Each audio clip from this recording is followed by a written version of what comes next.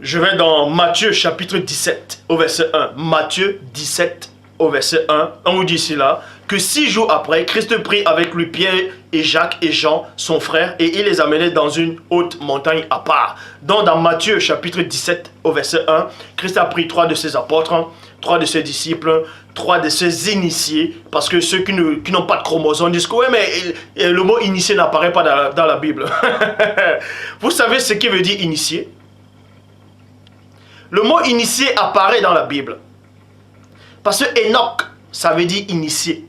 Donc si vous, pour votre ignorance, Enoch, ça veut dire initié, si vous ne comprenez pas. Et initié, c'est quelqu'un qu'on est en train d'être initié. Un initié, c'est quoi? C'est un disciple.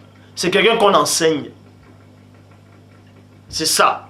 Bref, donc dans Matthieu chapitre 17 au verset 1, Christ a pris 3 de ses initiés, 3 de ses apôtres, il les a amenés et il est allé. Et là-bas, il a transfiguré. Tandis que le même récit, les mêmes événements, mais dans un autre livre, dans Luc chapitre 9, au verset 28, on dit, environ 8 jours après,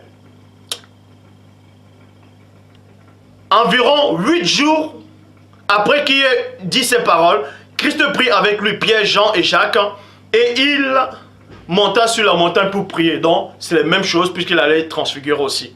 Bon. Regardez maintenant l'erreur. Dans Matthieu chapitre 17, verset 1, on vous dit que c'est 6 jours après. Tandis que le même récit, Luc dit dans Luc chapitre 9 au verset 28 que c'est 8 jours après.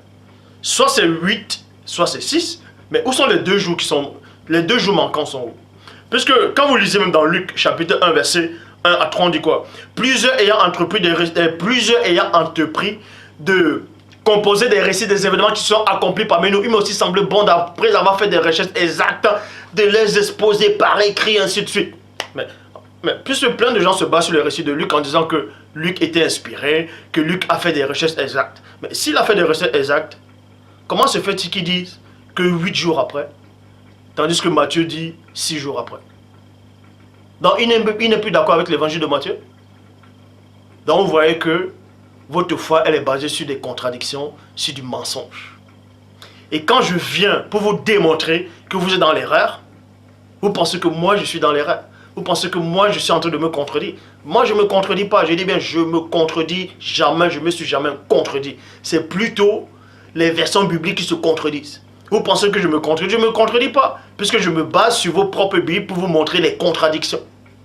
C'est aussi simple que ça. Donc, je dis encore, toi le chrétien du dimanche, toi qui me regardes, toi le noir, que tu sois chrétien ou pas, toi le noir, retourne au Dieu véritable, au Dieu ancestral. Ces faux dieux de l'Europe, ces faux dieux qui sont hors de l'Afrique, que tes ancêtres n'ont pas connus avant la colonisation.